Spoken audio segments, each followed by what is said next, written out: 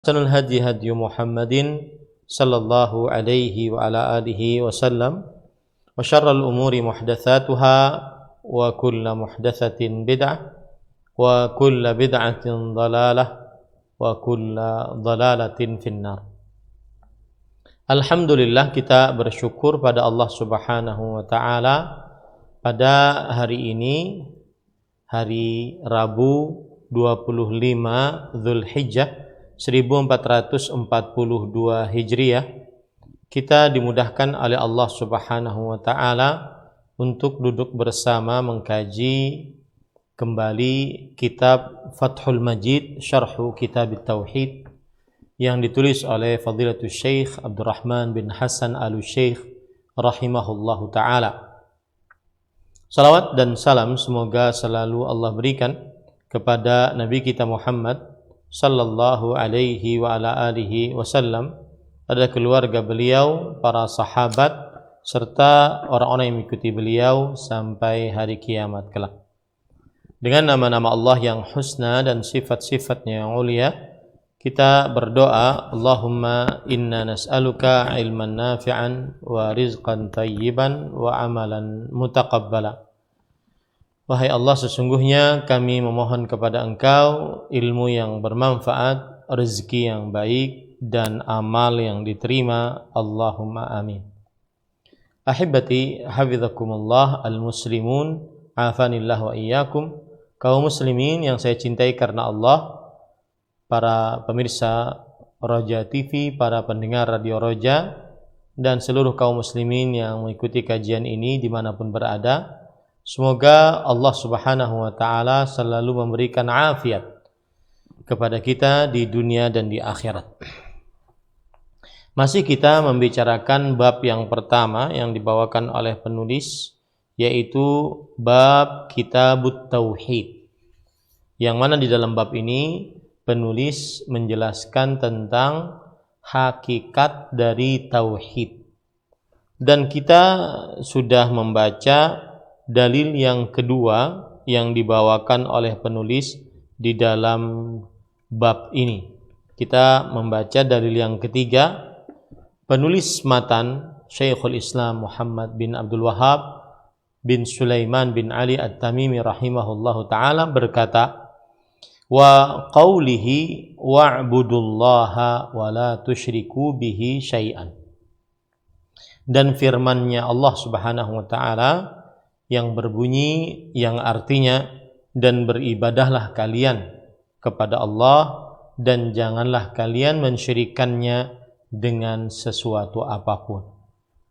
Kemudian berkata penulis kitab Fathul Majid, qala al-Imad ibn Katsir rahimahullah fi hadhihi al-ayah ya'muru tabaraka wa ta'ala bi'ibadatihi wahdah لا شريك له فإنه هو الخالق الرازق المنعم المتفضل على خلقه في جميع الحالات فهو المستحق منهم أن يوحدوه ولا يشركوا به شيئا من مخلوقاته.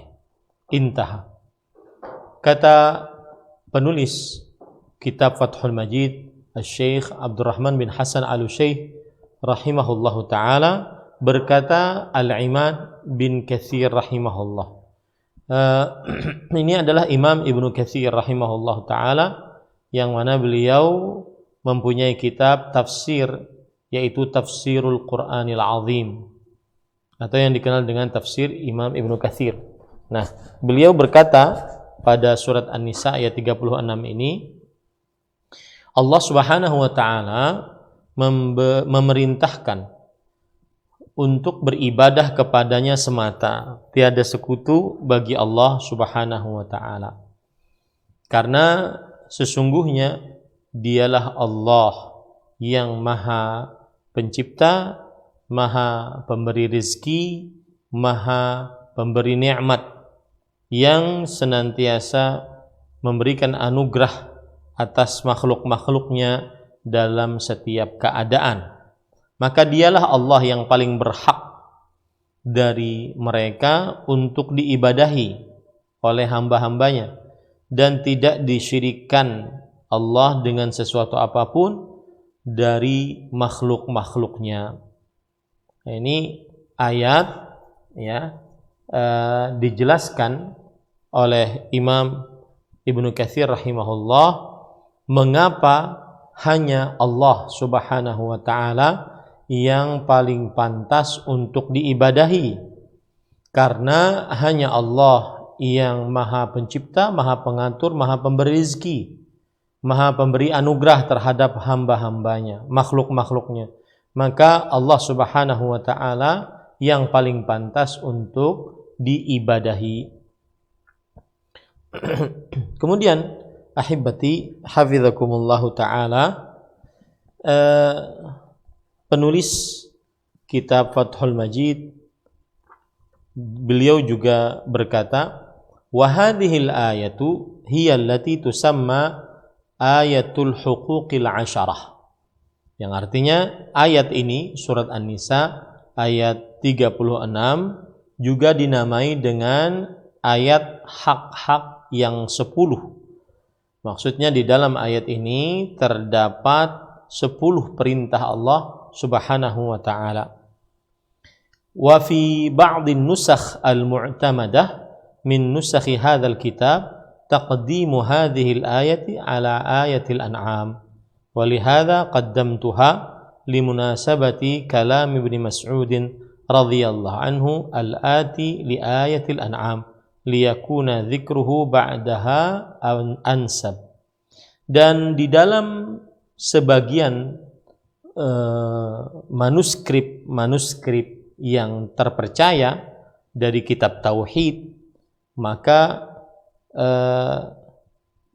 ayat ini didahulukan dibandingkan ayat dalam surat Al-An'am yang akan disebutkan setelah dalil ini.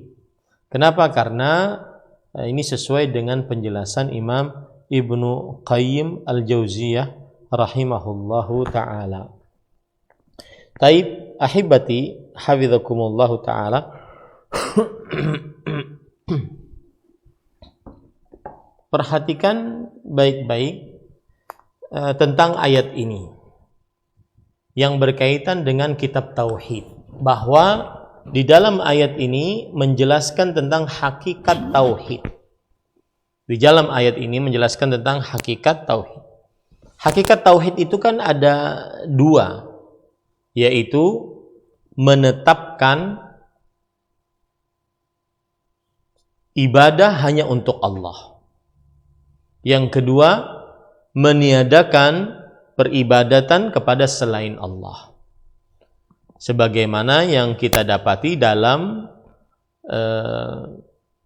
dalam kalimat la ilaha illallah, dalam kalimat tauhid. La ilaha menetapkan, meniadakan, maksud saya, Tuhan yang diibadahi selain Allah. Ya, meniadakan Tuhan yang diibadahi selain Allah. Illallah menetapkan bahwa hanya Allah yang paling berhak untuk diibadahi. Nah, itulah dari hakikat tauhid. Ada peniadaan dan ada penetapan. Meniadakan Tuhan yang berhak diibadahi selain Allah, menetapkan hanya Allah Tuhan yang paling berhak diibadahi. Ya, yang disebut dalam bahasa Arab an-nafyu dan al-itsbat. An-nafyu la ilaha illallah, meniadakan Tuhan yang diibadahi selain Allah. Kemudian al-itsbat illallah, menetapkan hanya Allah yang paling berhak untuk diibadahi. Jadi itulah dari hakikat tauhid. Nah, di dalam surah An-Nisa ayat 36 juga terdapat hakikat tauhid ini. Wa'budullah wa la tusyriku bihi syai'an. Beribadahlah kepada Allah. Ini penetapan, menetapkan Tuhan yang paling berhak diibadahi hanya Allah. Wa la tusyriku bihi syai'an, dan janganlah kalian mensyirikkan Allah dengan sesuatu apapun. meniadakan Tuhan yang berhak diibadahi selain Allah. Meniadakan Tuhan yang berhak diibadahi selain Allah Subhanahu wa taala. Jadi intinya di dalam surah An-Nisa ayat 36 terdapat hakikat tauhid, yaitu ada al-itsbat, penetapan, dan ada an-nafyu, peniadaan. Penetapan bahwa hanya Allah yang paling berhak untuk diibadahi, dan peniadaan bahwa tiada Tuhan yang paling berhak diibadahi selain Allah Subhanahu wa ta'ala.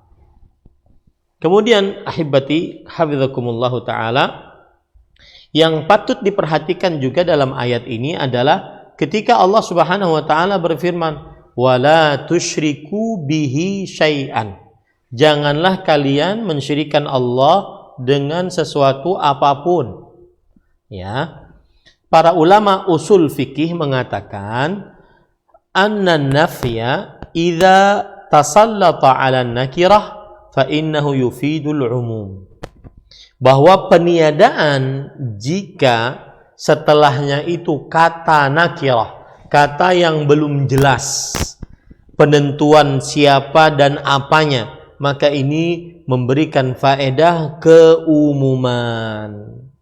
Jadi la tusyriku, la di sini peniadaan, janganlah kalian mensyirikan. Syai'an di situ nakirah, kata yang belum ditentukan apa dan siapanya, menunjukkan kepada keumuman. Ya, keumuman. Artinya apa? Faedahnya apa? Bahwa siapapun dan apapun dari makhluk-makhluk tidak bisa disyirikkan dengan Allah Subhanahu wa ta'ala.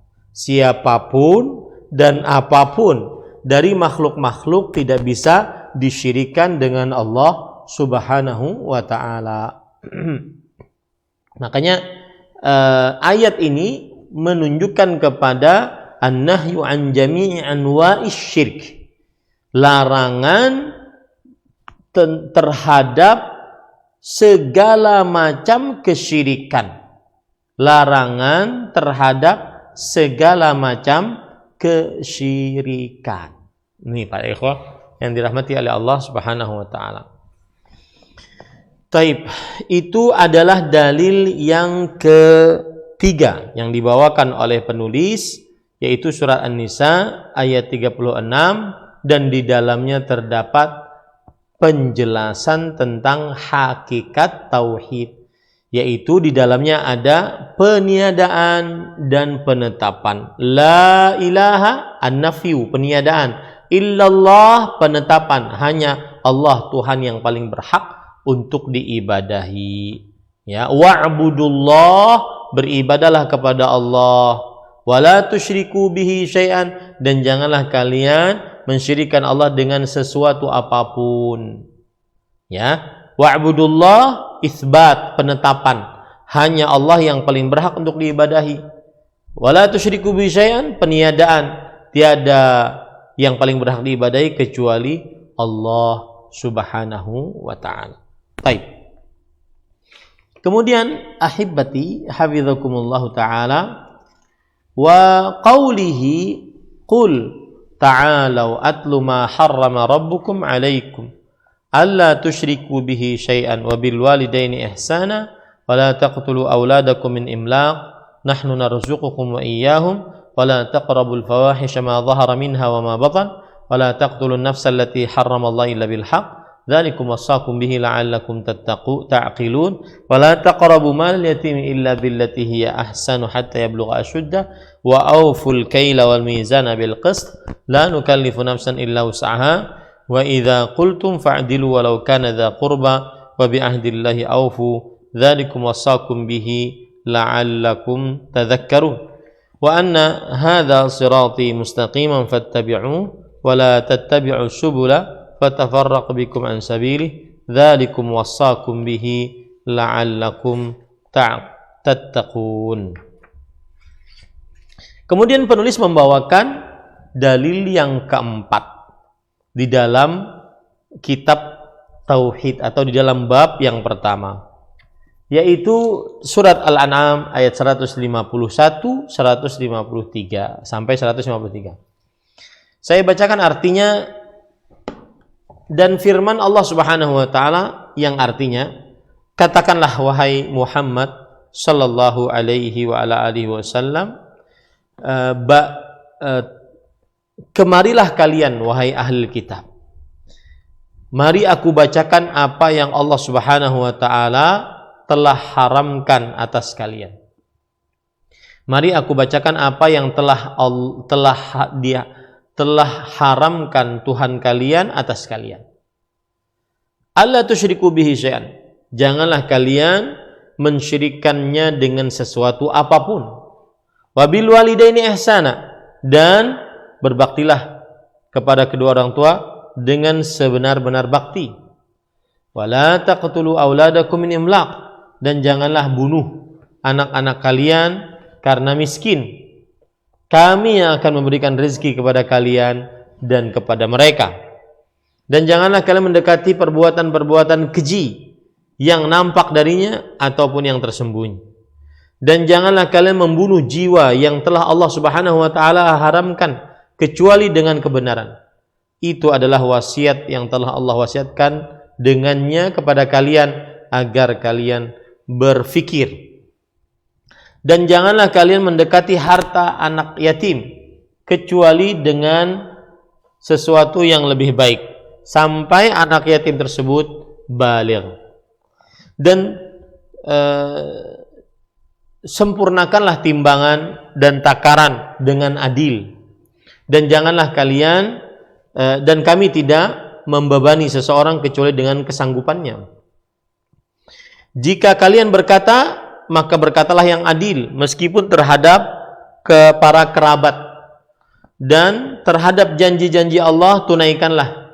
Itulah yang Allah telah wasiatkan kepada kalian dengannya agar kalian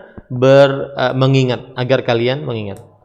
Kemudian, dan sesungguhnya jalan ini adalah jalan yang lurus, maka ikutilah ia, dan janganlah ikuti jalan-jalan yang lain. Ya, fatafarraqa bikum an sabilih, yang mana kalian akan terpecah dari jalannya atau menyimpang dari jalannya.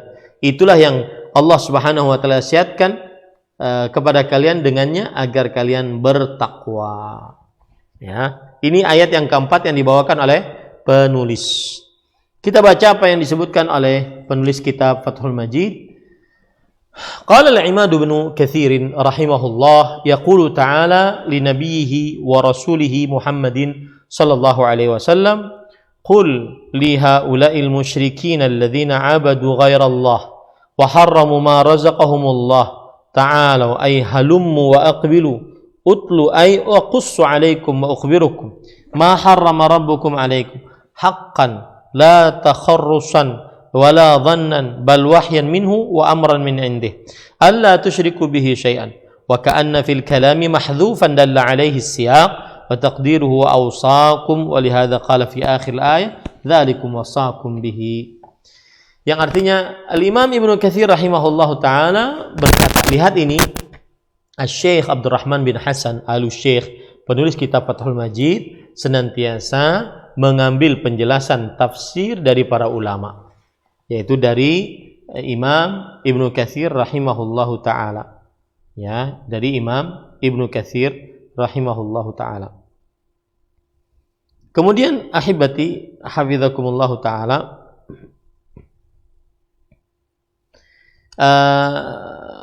beliau mengatakan, Imam Ibnu Katsir rahimahullahu taala berkata, Allah Subhanahu wa taala berfirman kepada nabinya dan rasulnya Muhammad sallallahu alaihi wasallam, katakanlah wahai Muhammad sallallahu alaihi wasallam kepada orang-orang musyrik yang beribadah kepada selain Allah dan mengharamkan apa yang Allah telah berikan rezeki kepada mereka. Ta'alau, maksudnya ayo ke sini, ayo menghadap sama-sama. Atlu, maksudnya aqussu alaikum, aku kisahkan kepada kalian, aku beritakan kepada kalian apa yang Allah telah apa yang telah Tuhan kalian haramkan atas kalian. Ya, sebagai pengharaman yang benar, bukan sebagai sikap kesia-siaan dan bukan sebagai prasangka, tetapi pengharaman yang benar, tetapi wahyu dari Allah Subhanahu wa taala dan perintah dari sisi Allah Subhanahu wa taala. Apa itu? Alla tusyriku bihi syai'an. Janganlah kalian mensyirikkan Allah dengan sesuatu apapun. Dan seakan-akan di dalam ucapan ini terdapat sesuatu yang tersembunyi, yaitu wa ausakum, dan aku wasiatkan kepada kalian akan hal-hal ini. Ya. Oleh sebab itulah di akhir ayat Allah mengatakan dzalikum wassakum, dzalikum wassakum. Yang demikian itulah Allah wasiatkan kepada kalian, demikian itulah Allah wasiatkan. Jadi ayat 151 sampai 153 semuanya menyebutkan akan hal itu. Kemudian penulis mengatakan qultu fayaqulul ma'na harrama 'alaikum ma wassakum bi tarkihi minal isyraki bihi. Maka maknanya adalah Allah telah haramkan atas kalian apa yang Allah Subhanahu wa taala wasiatkan atas kalian untuk meninggalkannya, yaitu berupa mensyirikkan Allah Subhanahu wa taala dengan sesuatu. Ya. Allah Subhanahu wa taala wasiatkan atas kalian untuk meninggalkan dari kesyirikan. Kemudian penulis kitab Fathul Majid berkata di dalam kitab ini bahwa beliau berkata, wa fil mughni li ibn Hisham fi qawlihi ta'ala alla tusyriku bihi syai'an sab'atu aqwal ahsanuha hadha alladhi dzakarahu Ibnu Katsir wa yalihi bayyana lakum dzalika alla tusyriku bihi syai'an fa hudhifatul jumlah min ahadihima wa hiya wassakum wa harful jar wa ma qablahu min al-ukhra. Dan di dalam kitab Al-Mughni yang ditulis oleh Imam Ibn Hisham ketika menafsiri firman Allah alla tusyriku bihi syai'an, ya, ini ada 7 pendapat. Janganlah kalian mensyirikkan Allah. Ada 7 pendapat. Dan yang paling bagus adalah yang disebutkan oleh Imam Ibnu Katsir ini. Yang paling bagus adalah yang disebutkan oleh Imam Ibnu Katsir, yaitu bahwa Allah Subhanahu wa taala mewasiatkan di dalam ayat ini agar meninggalkan kesyirikan. Allah Subhanahu wa taala mewasiatkan dalam ayat ini agar meninggalkan kesyirikan. Nah. Kemudian penulis mengatakan walihada idza su'ilu amma biqaulihi amma yaqulu lahum Rasul sallallahu alaihi wasallam qalu yaqulu i'budullaha la tusyriku bihi syai'an watruku ma yaqulu aba'ukum kama qala Abu Sufyan li Hiraql. Oleh sebab itulah apabila orang-orang kafir Quraisy ditanya tentang apa yang dikatakan oleh Rasulullah SAW kepada kalian, maka orang-orang kafir Quraisy mengatakan bahwa Nabi Muhammad SAW berkata, beribadahlah kalian kepada Allah dan janganlah kalian mensyirikkan Allah dengan sesuatu apapun, dan tinggalkanlah apa yang diucapkan atau diyakini oleh nenek moyang kalian, sebagaimana perkataan Abu Sufyan yang waktu itu masih dalam keadaan musyrik kepada Heraklius. Kemudian penulis mengatakan, wa hadha huwa alladhi fahimahu Abu Sufyan wa ghairuhu min qauli Rasulullah sallallahu alaihi wasallam lahum qulu la ilaha illallah tuflihu. Dan inilah yang dikatakan oleh yang dipahami oleh Abu Sufyan dan juga selain dari Abu Sufyan, bahwa Rasul sallallahu alaihi wasallam ketika berkata la ilaha illallah tuflihu, ucapkanlah la ilaha illallah maka kalian akan beruntung. Ayat ini atau sabda Rasulullah SAW ini dipahami oleh orang-orang kafir Quraisy. Artinya kalau seandainya saya mengucapkan la ilaha illallah, saya akan beruntung. Dan konsekuensi dari saya mengucapkan la ilaha illallah adalah saya tidak boleh mensyirikkan Allah dengan sesuatu apapun. Dan Abu Jahal, Abu Lahab paham akan hal ini. Makanya mereka tidak mau mengucapkan la ilaha illallah. Kenapa? Karena mereka tidak mau meninggalkan berhala mereka. Nah, itu intinya. Ya, baik. Kemudian setelah itu ahibati hafizakumullah taala, Imam Ibnu Katsir Syekh Abdurrahman bin Hasan, penulis kitab Fathul Majid, menjelaskan sisa-sisa ayat. Jadi inti pendalilan dari ayat 151-153 berkaitan dengan kitab tauhid, bahwa di dalam ayat tersebut terdapat tafsiran tauhid. Tafsirannya adalah la tusyriku bihi syai'an. Jangan kalian mensyirikkan Allah dengan sesuatu apapun, ya. Nah, ini inti pendalilannya. Adapun ayatnya 151 sampai 153 itu semuanya tidak ada kaitannya dengan kitab tauhid. Tetapi kita baca, karena kita baca kitab, maka kita baca penjelasannya, ya. Jadi kalau kita perhatikan dari ayat 151 sampai 153 surat Al-An'am yang menjadi inti pendalilan yang berkaitan dengan kitab tauhid, hanya ada ucapan alla tusyriku bihi syai'an. Janganlah kalian mensyirikkan Allah dengan sesuatu apapun, ya. Taib. Nah, sekarang baru penulis Syekh Abdurrahman bin Hasan, penulis kitab Fathul Majid rahimahullah, menjelaskan tentang ayat-ayat setelah yang tadi itu. Wa qauluhu ta'ala wa bil walidaini ihsana, dan firman Allah Subhanahu wa taala yang berbunyi dan berbaktilah kepada kedua orang tua dengan sebaik-baiknya. Qala al-Qurtubi al-ihsanu ila al-walidain birrihima wa hifdhihima wa siyanatihima wa imtithali amrihima wa izalati ar-riqi anhuma wa tarki sultanati alaihima. Imam Al-Qurtubi mengatakan bagaimana cara berbakti kepada kedua orang tua.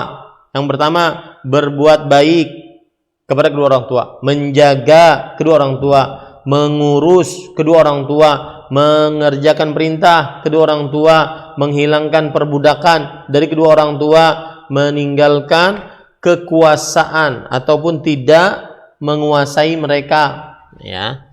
Ini yang disebut dengan berbakti kepada kedua orang tua sebagaimana disebutkan oleh Imam Al-Qurtubi rahimahullah taala.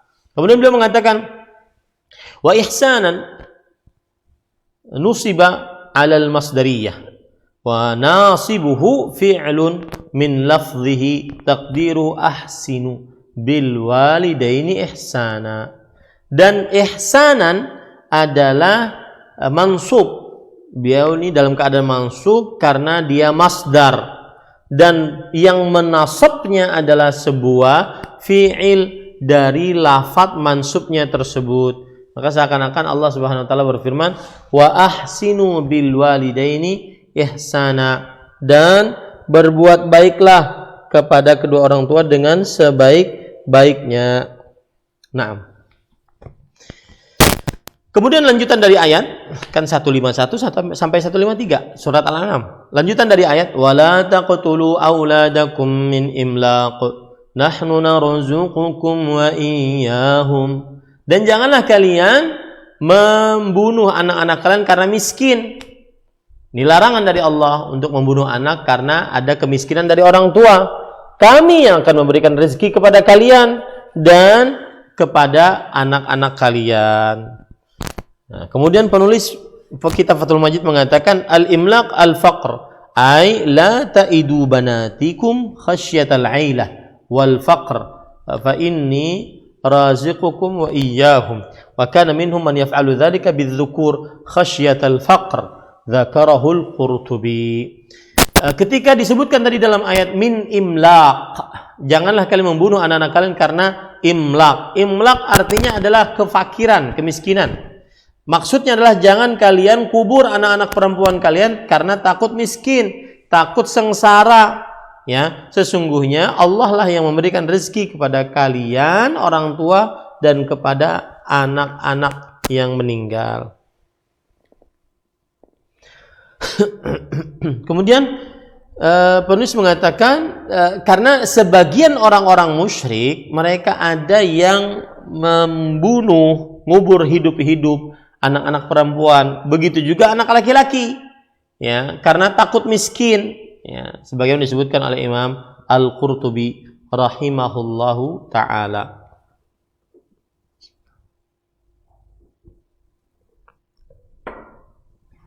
Taib.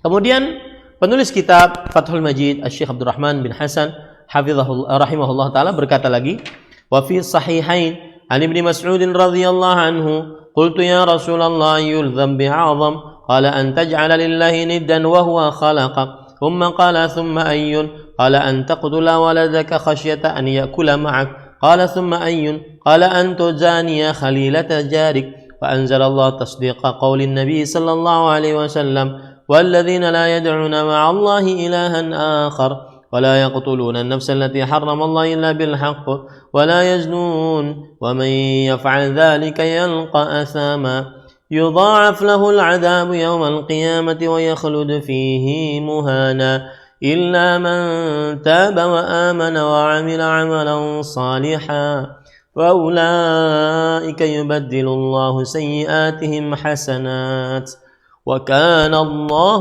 غفورا رحيما. Kata penulis di dalam kitab As-Sahihain, Sahih Bukhari, Sahih Muslim, bahwa Abdullah bin Mas'ud radhiyallahu anhu meriwayatkan, aku pernah bertanya kepada Rasulullah SAW, dosa apa yang paling terbesar? Kemudian Nabi Muhammad SAW menjawab, kamu menjadikan untuk Allah sekutu, padahal dialah yang telah menciptakanmu. Ini dosa yang paling besar, yaitu kesyirikan. Menjadikan untuk Allah sekutu, padahal Allah Subhanahu wa Ta'ala yang menciptakannya. Kemudian Abdullah bin Mas'ud radhiyallahu anhu bertanya lagi, dosa apa lagi wahai Rasulullah? Kemudian Rasulullah SAW menjawab, kamu membunuh anakmu karena takut dia akan makan bersamamu. Ini termasuk dosa besar, ya. Kemudian dosa apa lagi wahai Rasulullah? Rasulullah SAW menjawab, kamu berzina dengan istri tetanggamu. Yang aturan tetangga itu terjaga dalam agama Islam, maka orang ini berzina malah berzina dengan tetangganya. Kemudian Allah Subhanahu wa Ta'ala membenarkan sabda Rasul sallallahu alaihi wasallam tersebut melalui ayat dalam surah Al-Furqan ayat 68 sampai 70, yaitu tentang orang-orang yang merupakan hamba-hamba Allah. Tanda-tandanya adalah yang tidak mensyirikkan Allah dengan sesuatu apapun, tidak membunuh jiwa yang diharamkan oleh Allah Subhanahu wa Ta'ala kecuali dengan kebenaran, tidak berzina, dan siapa yang melakukan itu adalah dia akan mendapatkan dosa yang besar.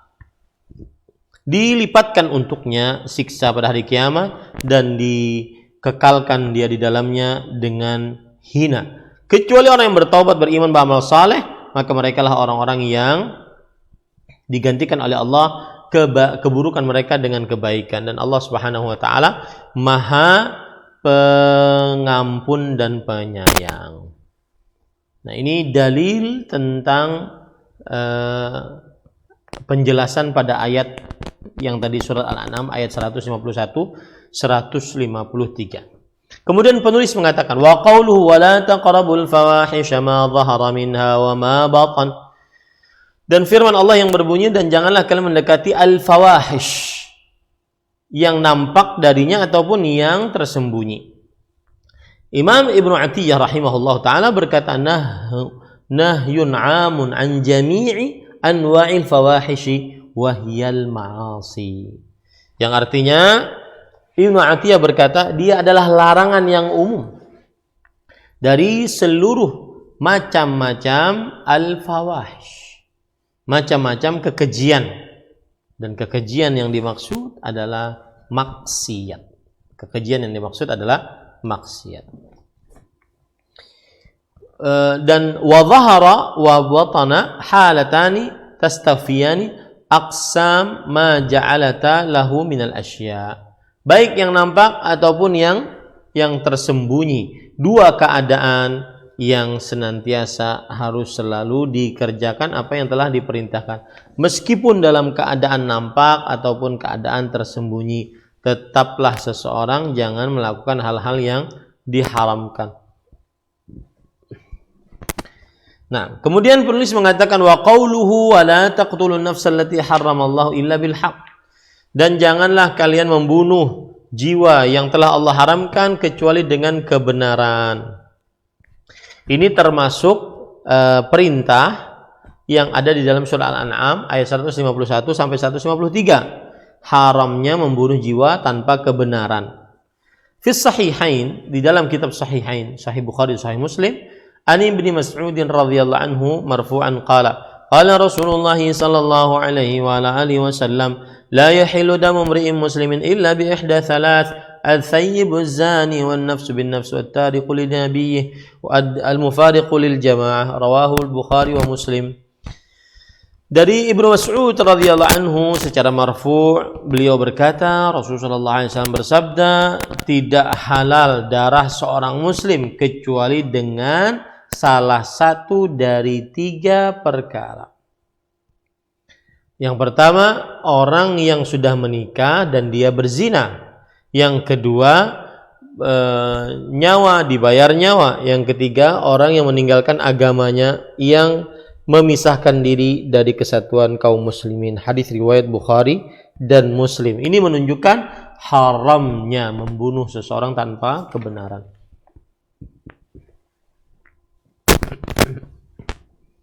Jadi ayat ini surat Al-An'am ayat 151 150 sampai 153 ini banyak sekali perintah-perintah di dalamnya.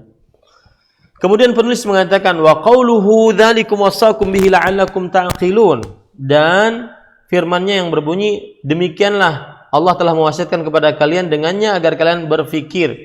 Qala Ibnu Atiyah rahimahullah, dzalikum isyaratun ila hadhil muharramat wal wasiyah al-amrul muakkad al-muqarrar.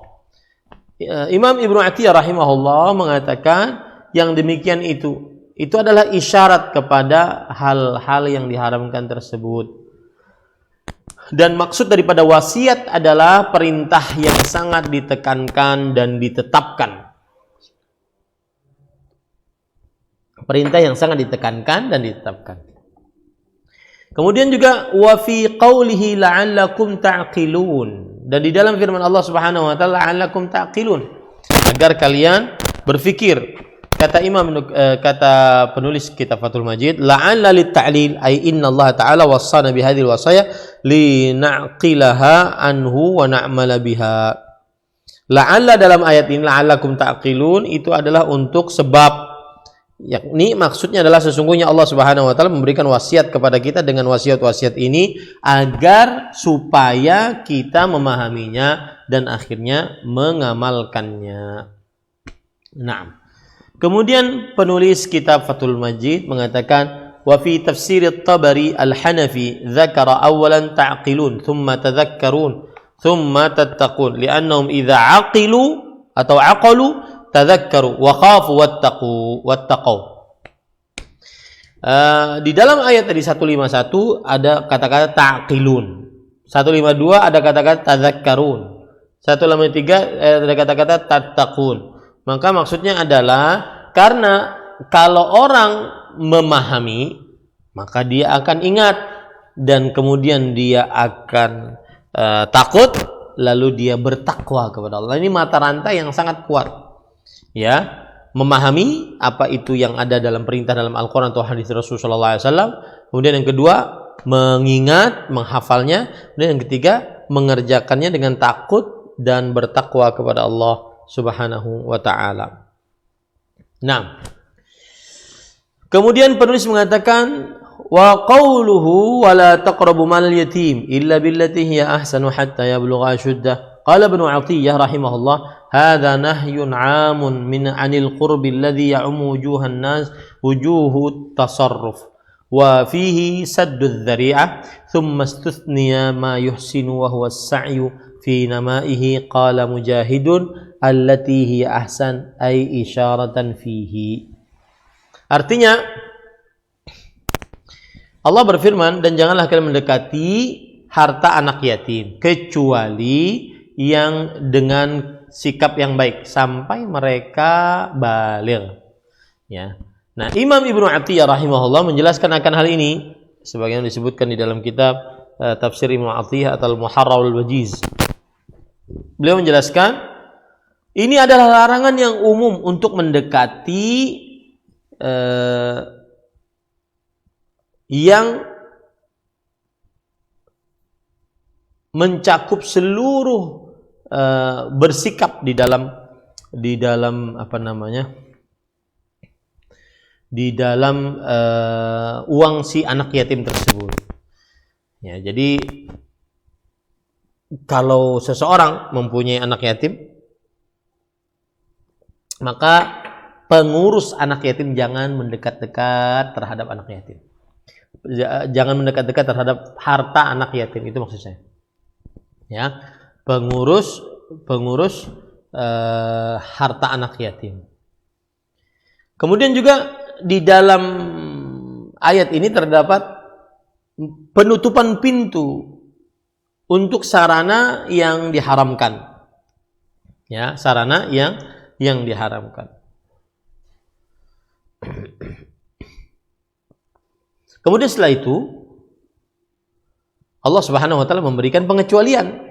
Tidak boleh dekat-dekat kepada harta anak yatim, tetapi ada pengecualiannya, yaitu ketika mereka mengurus anak yatim tersebut sampai dewasa.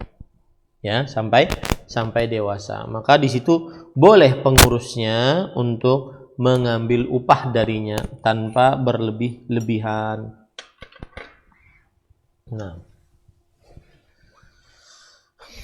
jadi kan anak yatim itu tidak mesti harus selalu miskin. Anak yatim itu kadang dia kaya. Nah, ketika dia kaya, bapaknya meninggal duluan, otomatis dia diberikan kepada wali anak yatim. Wali anak yatim ini bisa saja keluarga dari anak yatim tersebut, bisa saja orang lain. Nah, kalau seandainya dia mengurus anak yatim tersebut sampai dewasa, maka dia boleh mengambil apa yang diperlukan saat mengurus harta anak yatim tersebut.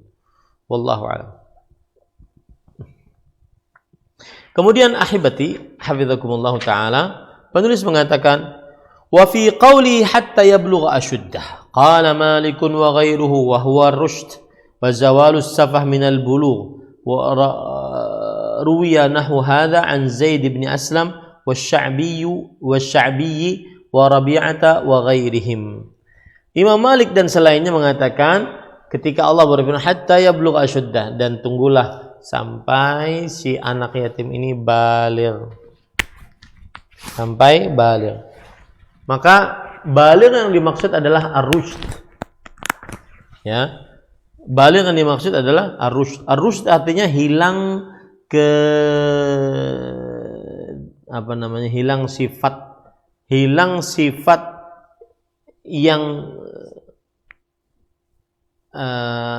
hilang sifat yang menunjukkan kepada kebodohan karena dia sudah baligh.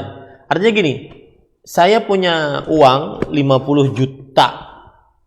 Nah, kalau seandainya saya punya anak tersebut bisa menggunakan uang tersebut 50 juta dengan sebaik-baiknya, tidak dia hambur-hambur, dia tahu kapan dia beli dengan uang tersebut, kapan dia gunakan, maka ini berarti anaknya disebut dengan anak rushd, anak yang sudah bisa memilah-milih mana yang baik, mana yang buruk. Dan diriwayatkan akan hal ini dari Zaid bin Aslam, Asy-Sya'bi, Rabi'ah dan selainnya. Baik. Kita lanjut. Wa qawluhu wa awful kaila wal mizana bil qist. Kemudian ada perintah lagi, dan tunaikanlah takaran dan timbangan dengan keadilan. Qala Ibnu Katsir rahimahullah ya'muru ta'ala bi iqamatil 'adl fil akhdhi wal 'ata'. Allah Subhanahu wa taala memerintahkan untuk menegakkan keadilan saat memberi dan saat mengambil. Saat memberi dan saat mengambil. Kemudian Allah berfirman, la yukallifullahu nafsan illa wus'aha. Seseorang tidak dibebani kecuali sesuai dengan kesanggupannya. Kata penulis kitab Fathul Majid, ai min istihadin bi ada'il haqqi wa akhdhihi fa in akhta'a ba'da istifraghil wus'i wa badli juhdihi fala haraja alaihi. Artinya seseorang tidak akan dibebani oleh Allah kecuali sesuai dengan kemampuannya berupa usaha untuk menunaikan kebenaran dan mengambil kebenaran tersebut. Kalau seandainya ada seseorang yang salah, ya, setelah dia mengeluarkan usaha, ya, setelah dia beristihad, maka tidak ada dosa atasnya, karena dia sudah mengeluarkan usaha, tidak ada keinginan apa-apa kecuali hanya menginginkan kebaikan. Nah, maka pada saat itu kalau dia salah maka dia dimaafkan. Nah, Ayat ini panjang juga ya. Padahal yang jadi inti pendalilan hanya awal ayat tadi, alla tusyriku bihi syai'an. Ya, janganlah kalian mensyirikkan Allah dengan sesuatu apapun.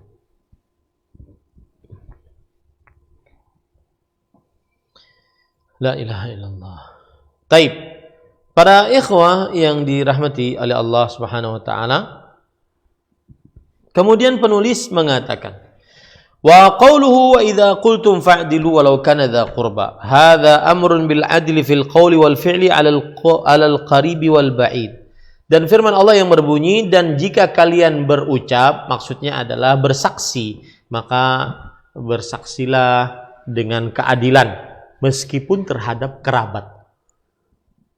Bersaksilah dengan keadilan meskipun terhadap kerabat, ya. Tapi para ikhwan yang dirahmati oleh Allah Subhanahu wa taala, penulis mengatakan ini adalah perintah untuk berbuat adil dalam ucapan, perbuatan, baik kepada kerabat ataupun kepada orang yang jauh. Qala al-Hanafi,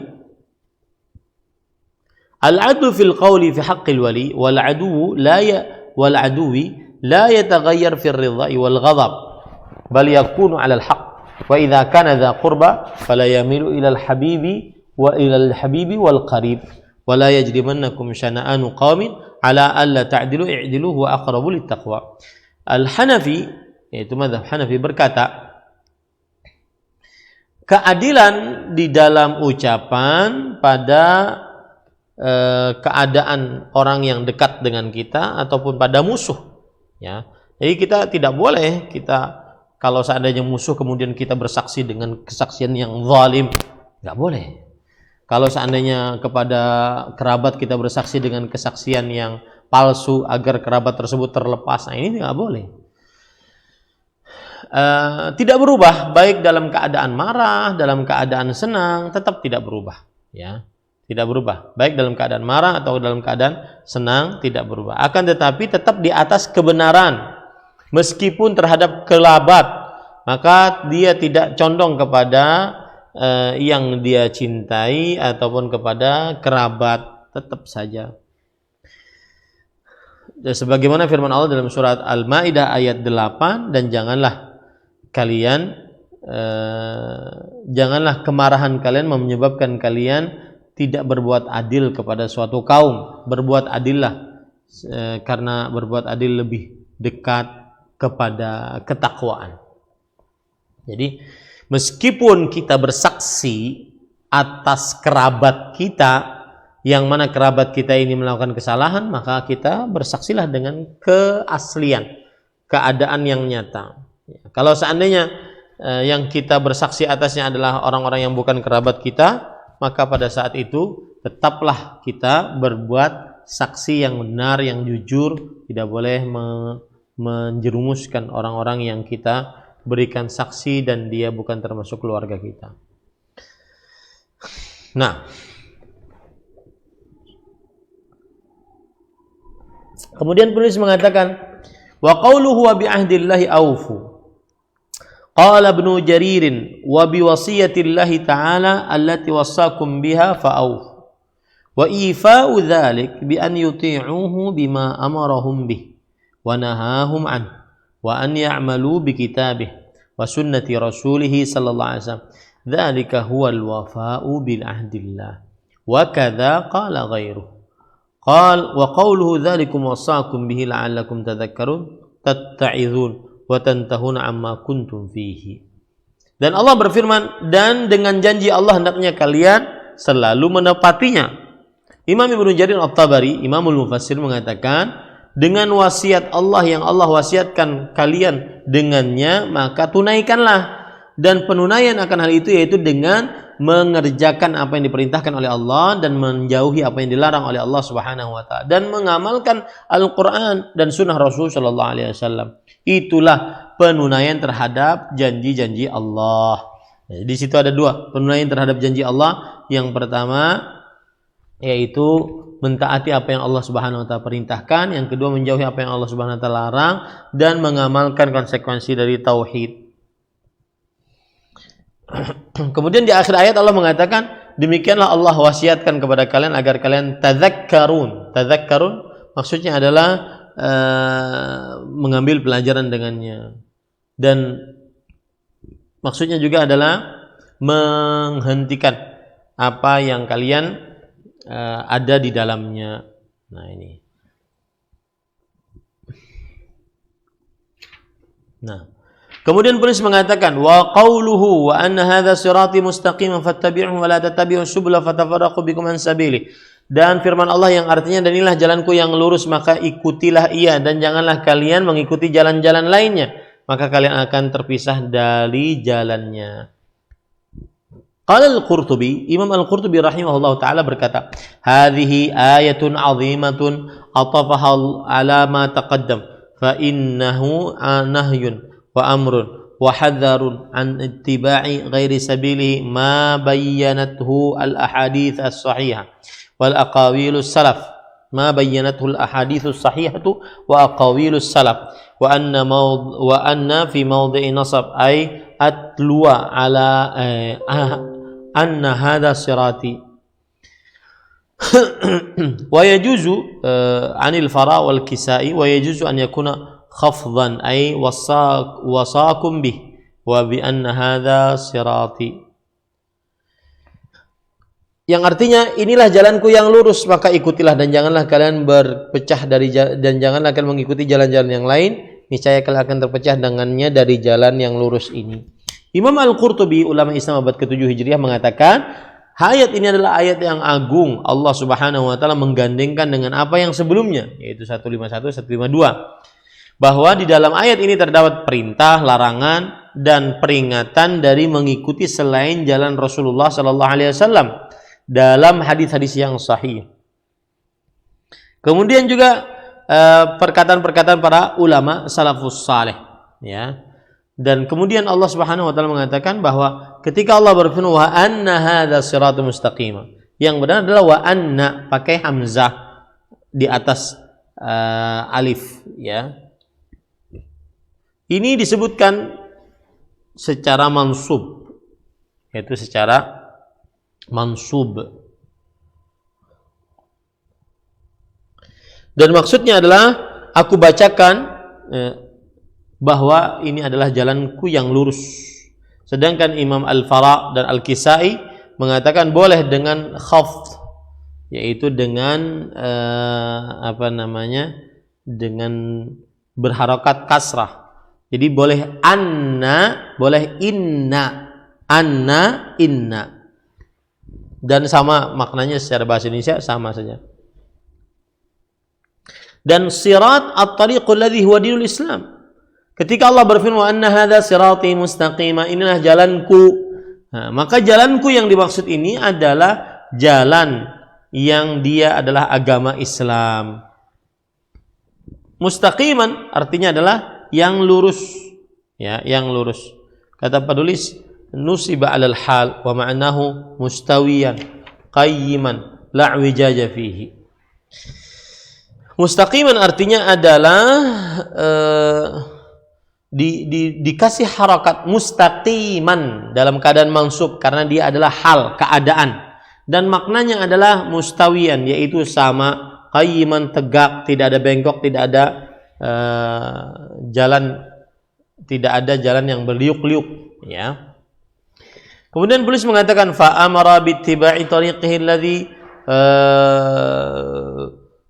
taraqahu ala lisani Muhammadin sallallahu alaihi wasallam wa syar'ihi wa nihayatuhul jannah wa tasha'abat minhu turuq wa man salakal jaddata naja wa man kharaja ila tilka turuq afdat bihi ila an-nar. Qala ta'ala wa la tattabi'us subul fatafarraqa bikum an sabili dzalikum wassakum bihi la'allakum tattaqun. Artinya Allah Subhanahu wa taala memerintahkan untuk mengikuti jalan Rasulullah SAW yang sudah dijalani oleh Rasulullah SAW dan juga syariat beliau, dan yang mana ujung-ujungnya adalah surga meskipun jalannya berbeda-beda. Maka barang siapa yang menjalani jalan yang lurus maka pasti dia akan selamat. Taib. Dan barang siapa yang keluar dari jalan tersebut, maka dia konsekuensinya masuk ke dalam nerakanya Allah Subhanahu wa taala. Karena Allah berfirman, "Janganlah kalian mengikuti jalan-jalan selain jalan yang lurus tadi, maka kalian akan terpisah dari jalan yang lurus tersebut." Itulah yang Allah Subhanahu wa taala wasiatkan kepada kalian agar kalian bertakwa. Naam. Kemudian penulis Imam Abdurrahman bin Hasan Al-Utsyaim mengatakan, wa rawal Imam Ahmad wan Nasa'i wad Darimi wa Ibnu Abi Hatim wal Hakim wa sahahahu rahimahumullah. An Ibnu Mas'ud radhiyallahu anhu qala khatta lana Rasulullah sallallahu alaihi wasallam yawman khattan thumma qala hadha sabilullah thumma khatta khututan an yamini wa an shimali thumma qala hadhihi subul ala kulli sabilin minha syaitan yad'u ilayhi ثم تلا وأن هذا الصراط مستقيم فاتبعوه ولا تتبعوا السبل فتفرق بكم عن سبيله. Diriwayatkan oleh Imam Ahmad, Imam An-Nasa'i, Imam Ad-Darimi, Imam Ibnu Abi Hatim dan Imam Hakim, dan beliau mensahihkannya bahwa Abdullah bin Mas'ud radhiyallahu anhu berkata, Rasulullah sallallahu alaihi wasallam sudah menggaris untuk kami satu kali garis, ya, menggaris untuk kami satu kali garis suatu hari. Kemudian beliau berkata, inilah jalan yang lurus. Ini jalan yang lurus. Kemudian beliau menggaris samping-sampingnya, kanan kiri, samping-samping. Ya. An yaminihi wa an shimali, samping kanan, samping kiri. Kemudian beliau berkata, hadhihi subul. Inilah jalan-jalan Allah. Ini jalan-jalan yang merah kuning tadi. Jalan-jalan yang dikehendaki. Dan setiap jalan darinya ada syaitan yang mengajak kepadanya. Nah, itu ya. Maka kemudian Rasulullah SAW membaca ayat surat apa tadi?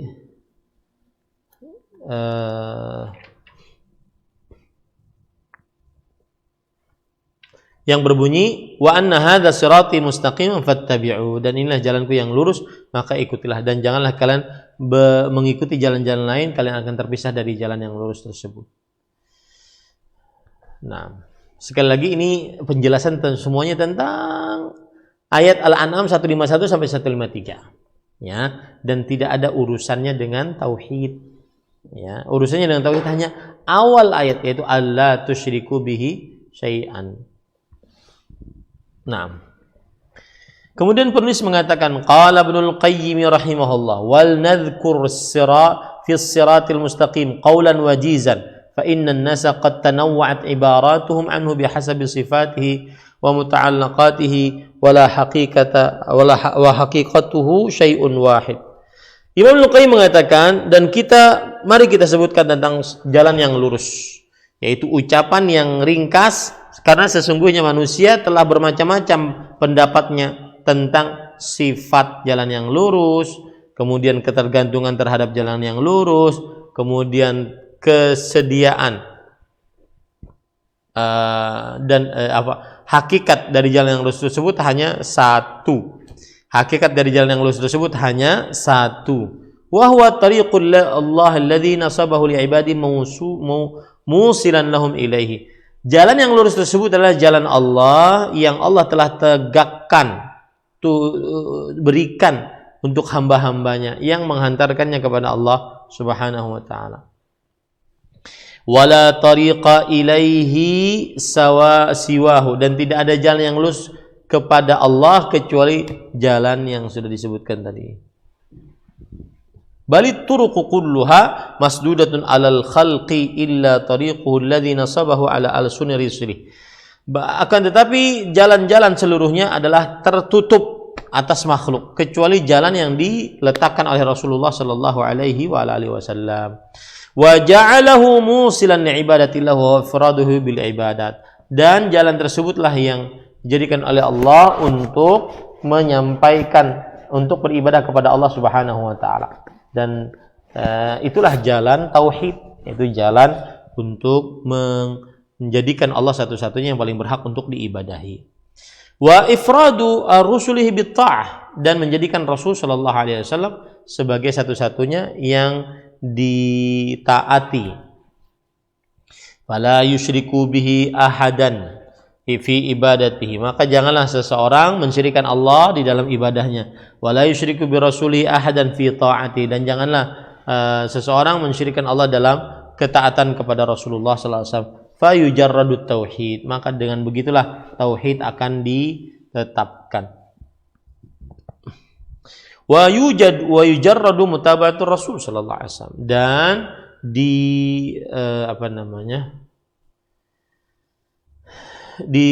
disendirikan mengikuti Rasulullah sallallahu alaihi wasallam. Wa hadza kulluhu madmunu syahadati an la ilaha illallah wa anna Muhammadan Rasulullah. Dan ini seluruhnya penjelasan ini adalah cakupan dari makna la ilaha illallah dan makna Muhammad Rasulullah. Jadi ketika seorang bertauhid, mengucapkan la ilaha illallah, asyhadu an la ilaha illallah, asyhadu anna Muhammadar Rasulullah, maka dia berarti menjadikan Allah satu-satunya yang berhak diibadahi dan menjadikan Rasulullah satu-satunya yang berhak untuk diikuti. Nah,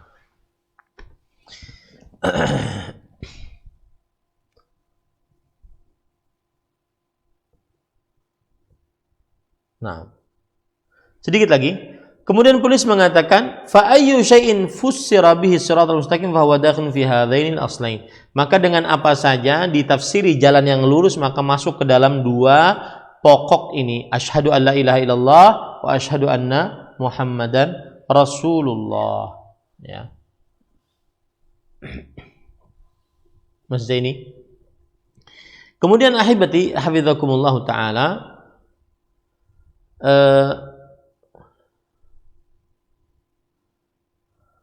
wa nuqtatu dzalika an tuhibbahu biqalbik wa turdhiyahu bi juhdika kullih fala yakunu fi qalbika mawdi'un illa ma'muran bi hubbihi wa la yakunu laka iradatun wala illa muta'alliqatun bi mardatihi fal awwal yahsulu bi tahqiqi syahadati an la ilaha illallah wa tsani yahsulu bi tahqiqi syahadati anna Muhammadan Rasulullah wa hadha huwa al-huda wa dinul haqq wa huwa ma'rifatul haqqi wal 'amali bih wa huwa ma'rifatu ma ba'atha Allah bihi rusulah wal qiyamu bih wa kullu ma syi'ta min al ibarat allati hadha akhiyatuha wa qutbu ruhaha qala Sahal bin Abdullah alaikum bil athari was sunnah fa inni akhafu innahu sayati an qalili zaman idza dzakara insanun nabiy sallallahu alaihi wasallam wal iqtida'a bihi fi jami' ahwalihi dhammuhu wa nafaru anhu wa tabarra'u minhu wa adhalluhu wa anahu. Artinya, maka para ikhwah yang dirahmati oleh Allah Subhanahu wa taala, ketika Allah berfirman tadi wa anna hadza siratal mustaqiman fattabi'uhu wa la tattabi'us subula fatafarraqu bikum an sabili, dan inilah jalanku yang lurus maka ikutilah ia. Maka cara mengikutinya adalah dengan menjadikan mencintai dengan hati, meridai dengan seluruh usaha, maka tidak ada di dalam hatimu sebuah tempat pun kecuali dia sangat makmur dengan hal yang dicintai oleh Allah Subhanahu wa taala, dan tidak ada bagimu keinginan kecuali berkaitan dengan hal yang diridhoi oleh Allah Subhanahu wa taala. Maka yang pertama itu bisa terrealisasi dengan mengerjakan syahadat la ilaha illallah, dan yang kedua terrealisasi dengan mengerjakan hakikat syahadat Muhammadan Rasulullah sallallahu alaihi wasallam. Inilah petunjuk, inilah agama yang benar, inilah ilmu yang benar dan pengamalan terhadapnya, dan dia adalah mengenal apa yang Allah Subhanahu wa taala utus dari para rasulnya dan menegakkan akan hal tersebut. Dan apa saja yang engkau akan ucapkan dari ucapan-ucapan, maka begitulah tujuannya, ya, begitulah tujuannya. Kemudian penulis membawakan perkataan dari Sahal bin Abdullah At-Tasturi rahimahullah, hendaknya kalian berpegang teguh kepada asar, yaitu kepada riwayat-riwayat dan sunnah, hadis-hadis Rasul sallallahu alaihi wasallam. Sesungguhnya aku khawatir akan datang, ya, sebentar lagi zaman jika seseorang menyebutkan tentang Nabi Muhammad SAW, menyebutkan tentang mengikuti Rasulullah SAW dalam setiap keadaan, maka orang tersebut akan dihina, orang tersebut akan dijauhi, orang tersebut akan orang-orang akan berlepas diri darinya, orang tersebut akan direndahkan, orang tersebut akan dihinakan. Nah, ini terjadi para ikhwah di beberapa zaman. Saking jauhnya sebagian kaum muslimin dari agama Islam, dari mengenal hakikat syahadat la ilaha illallah, hakikat syahadat Muhammad Rasulullah, maka akan datang suatu masa orang menghina sunnah Rasul Shallallahu Alaihi Wasallam. Siapa yang menyebutkan hadis Rasul dianggap kampungan, siapa yang menyebutkan hadis Rasul Shallallahu Alaihi Wasallam dihinakan, direndahkan, dan seterusnya.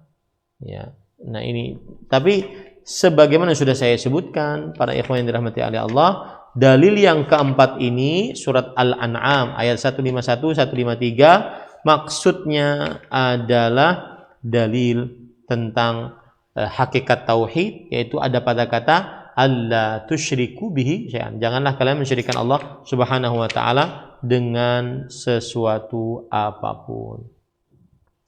Walhamdulillah, selesai kajian kita dan sudah 1 jam kita berbicara. Insyaallah taala kita lanjutkan pada pertemuan yang akan datang dengan melanjutkan pembacaan dalil-dalil yang disebutkan pada bab yang pertama. Wallahu alam. Sallallahu nabiyana Muhammad walhamdulillahirabbil alamin. Tafadhal kepada akhi Ari, hafizahullah.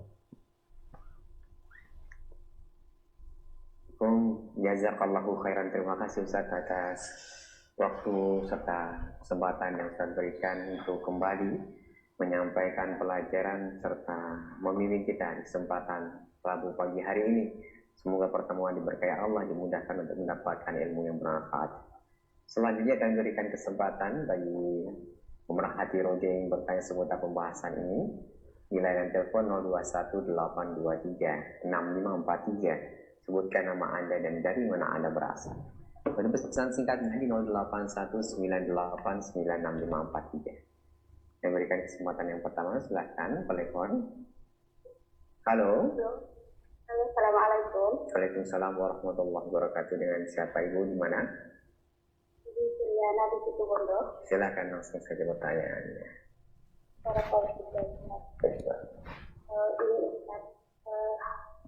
Ini bisa kami mengadakan sholat Jumat karena sekarang ini banyaknya orang yang mati mendadak atau banyak orang sakit. Saya ini menolak menolak penyakit atau menolak kematian begitu. Bacaan burdanya isinya seperti ini, Ustaz. Mohon diartikan ya Ustaz ya. Allahumma ziyadana wala, Allahumma ziyadana bala, begitu Ustaz. Ini apa artinya Ustaz? Yang dimaksud ini anak kurang tahu, mungkin Ustaz tahu ini. Begitu Ustaz, mohon menjelaskan Ustaz. Jazakallahu khairan. Ulangi Bu. Allahumma. Assalamualaikum warahmatullahi wabarakatuh. Allahumma. Bismillah walhamdulillah. Apa? Allahumma Ya dana bala Ustaz. Ya dana bala. Iya. Baik. Bismillah walhamdulillah wassalatu wassalamu ala Rasulillah wa ala alihi wa sahbihi wa man wala. Ahibati hafizakumullahu taala. Kaum muslimin yang saya cintai karena Allah, semoga Allah Subhanahu wa taala selalu menjaga kita. Sebelum saya menjelaskan tentang kasidah Burdah, maka kita harus mengingat bahwasanya Nabi kita Muhammad sallallahu alaihi wasallam melarang kita untuk melakukan ittira.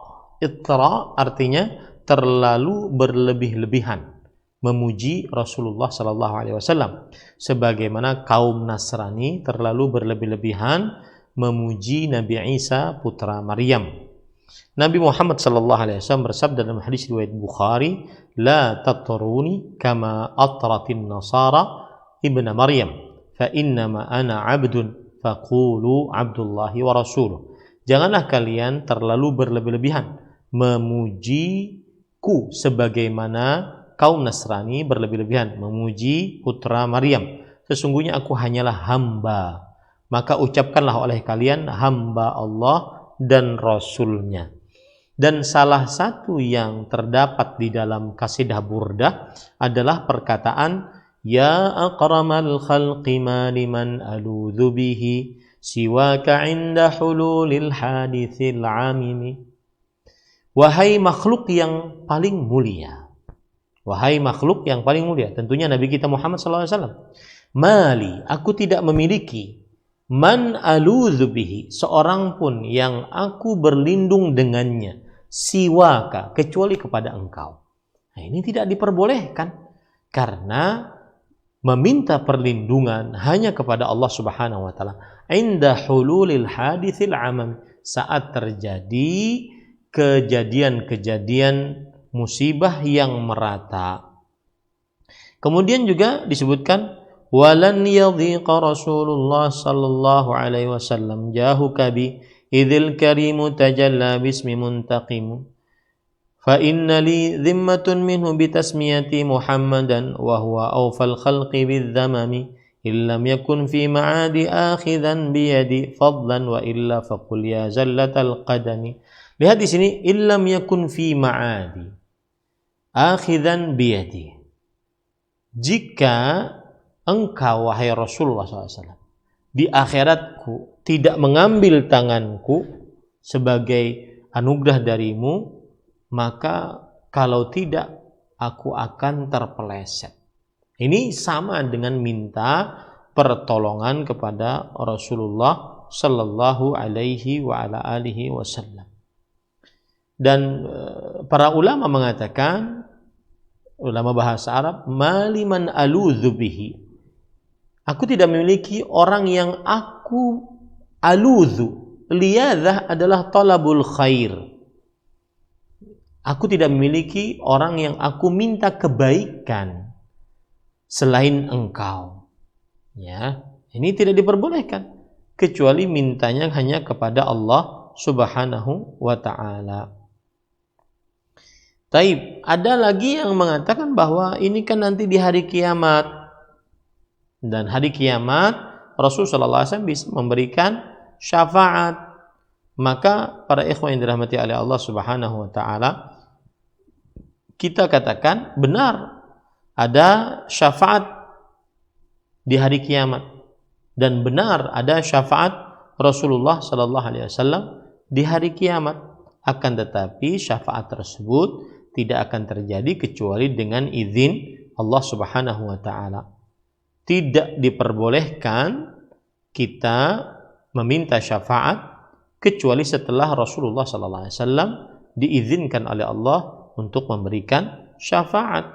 Allah berfirman, "Dzalladzi yashfa'u 'indahu illa bi'idznih." Tidak ada siapapun yang bisa memberikan syafaat di sisi Allah kecuali dengan izin Allah Subhanahu wa taala. Kemudian juga syafaat tidak terjadi kecuali kepada orang yang diridhai oleh Allah. Allah berfirman dalam surah Al-Anbiya ayat 28, "Wala yashfa'una illa liman irtadha." Dan mereka tidak bisa memberikan syafaat kecuali kepada yang diridhai oleh Allah Subhanahu wa taala. Nah, dan kemudian juga ketika ada tadi dalam qasidah Burdah disebutkan illam yakun fi ma'adi akhidan biyadi. Kalau seandainya engkau wahai Rasulullah SAW di hari kiamatku tidak mengambil tanganku, maka aku akan terpeleset. Maka para ikhwah, ini bertentangan dengan hadis Rasulullah SAW yang berbunyi bertentangan dengan ayat Al-Quran bahkan, wa anzir ashiratakal aqrabin, dan berilah peringatan kepada kerabat-kerabatmu yang terdekat. Ketika ayat ini turun, maka Rasulullah SAW bersabda, "Ya bani abdi manab, la ughni ankum minallahi syai'an." Wahai keturunan Abdi Manab, aku tidak dapat menolong kalian sedikit pun di hadapan Allah. Ya bani Abbas ibn Abdul Muttalib, la ughni anka minallahi syai'an. Wahai Abdullah bin Abbas bin Abdul Muttalib, aku tidak bisa menolong engkau di hadapan Allah sedikit pun. Ya Safiyah ammata Rasulullah sallallahu alaihi wasallam, la ughni anki minallahi syai'an. Wahai Safiyah, bibi Rasulullah SAW, aku tidak sanggup menolong engkau di hadapan Allah sedikit pun. Ya Fatimah binta Muhammadin sallallahu alaihi wasallam, ma salini ma syi'ti min mali la ughni anki min Allah syai'a. Wahai Fatimah binti Muhammad sallallahu alaihi wasallam, mintalah kepadaku dari hartaku sekehendakmu, tapi di akhirat aku tidak sanggup untuk menolongmu di hadapan Allah sedikit pun. Yang jelas para ikhwan yang dirahmati Allah, di dalam qasidah Burdah ada beberapa poin yang sangat berbahaya. Maka qasidah Burdah bukan amalan yang disyariatkan dalam agama Islam karena adanya setelah Rasulullah Shallallahu Alaihi Wasallam wafat. Kemudian juga di dalamnya terdapat bait-bait syairnya menyimpang dari akidah seorang muslim. Apabila membacanya diniatkan untuk mengangkat bala, maka ini memerlukan dalil, dan belum ada dalil akan hal itu secara eksplisit atau secara rinci. Kalau dikatakan bahwa qasidah Burdah adalah di dalamnya terdapat salawat terhadap Rasul Shallallahu Alaihi Wasallam, maka bersalawatlah dengan salawat yang diajarkan oleh Rasulullah Sallallahu Alaihi Wasallam, itu lebih utama. Nah, mungkin yang ditanyakan tadi adalah tambahan setelah membaca qasidah Burdah, kemudian berdoa dengan doa yang disebutkan tadi. Saya jujur tidak berani mengomentari doa yang disebutkan tadi karena mungkin ibu yang mendengar pun tidak jelas, ya. Kemudian kita yang mendengar dari ibu pun tidak jelas apa maksudnya. Maka saya tidak berani mengomentarinya. Yang jelas saya berani mengomentari tentang qasidah Burdah saja karena memang sudah tersebar tulisan-tulisannya tentang qasidah Burdah tersebut, apa yang tertulis dalam qasidah Burdah tersebut. Adapun doa yang di samping dari pembacaan qasidah Burdah tersebut harus kita ketahui apa dulu maksudnya dan bagaimana tulisannya. Karena ibu tadi cuma mendengar dan saya tidak tahu apakah pendengarannya benar ataukah tidak, dan kita pun mendengar dari ibu apakah pendengaran kita benar ataupun tidak, maka kita tidak bisa menghukumnya. Yang jelas berdoa, minta diangkat bala dengan doa apapun diperbolehkan, dan sepengetahuan saya belum ada dalil khusus untuk meminta doa diangkat bala. Maka bisa berdoa dengan doa apapun seperti Allahumma rfa' anna hadzal waba, ya Allah angkatlah dari kita wabah ini, ya Allahumma rfa' anna hadzal waba, Allahumma ya Allah irfa, angkatlah anna dari kita wabah ini. Ini boleh dibaca secara umum, doanya boleh, ya. Tetapi pembatasannya harus malam Jumat misalkan, kemudian pembatasan waktu, tempat, jumlah bilangan, sebab, kemudian juga jenis, kemudian juga tata cara. Maka ini jika ada pembatasan memerlukan dalil. Jika tidak ada pembatasan maka boleh dibaca kapanpun, dimanapun, jumlah bilangan berapapun, jenisnya apapun, kemudian sebabnya bagaimanapun, dan tata caranya bagaimanapun diperbolehkan untuk dibaca selama tidak ada pembatasan terhadap doa tersebut. Wallahu a'lam. Nah. Jazakallahu khairan. Terima kasih Ustaz atas jawaban yang bermanfaat yang telah disampaikan. Selanjutnya kami berikan kesempatan kembali, masih di layanan telepon, silahkan. Halo. Assalamualaikum. Apa ada Arif? Jadana golak Pak, ada Arif itu. Iya. Jadana golak yang sekarang bisa kasih. Iya. Kami bacakan dari pesan singkat Ustaz, pertanyaan yang telah masuk. Assalamualaikum dari Ibu Ria di Sulawesi Tengah. Ustadz, saya sering membaca komen-komen yang menghina agama Islam dengan tujuan Nabi Muhammad SAW. Saya masih kurang paham. Saya kurang paham agama saya, hanya bisa menangis. Pertanyaan saya, bagaimana sikap kita? Apakah boleh mendoakan supaya orang-orang yang menghina itu diberi hidayah? Ustadz, silakan. Bismillah, walhamdulillah, wassalatu wassalamu ala rasulillah wa ala alihi wa sahbihi wa man walah. Jawabannya adalah boleh kita mendoakan orang yang kafir untuk masuk dalam agama Islam, orang yang menghina agama Islam agar dia mendapatkan hidayah, diperbolehkan. kita untuk mendoakan agar mereka bertobat kepada Allah Subhanahu wa taala. Dan akan tetapi kita harus menjelaskan kepada kaum muslimin tentang hukum menghina Nabi Muhammad sallallahu alaihi wa ala alihi wasallam. Dan sebelum saya jelaskan tentang hukum menghina Nabi Muhammad sallallahu alaihi wasallam, saya ingin mengingatkan satu hal kepada kaum muslimin. Kita di zaman media sosial ini, maka salah satu tugas kita adalah harus memperhatikan apa yang kita baca, apa yang kita lihat, dan apa yang kita dengar. Tidak semua kita harus baca, tidak semua kita harus lihat, tidak semua kita harus dengar. Kalau ibu tahu atau bapak ibu tahu, saudara-saudari itu tahu bahwa akun ini di dalamnya terdapat penghinaan terhadap Allah, Rasulullah sallallahu alaihi wasallam, agama Islam, Al-Qur'an dan seterusnya, maka ditinggalkan.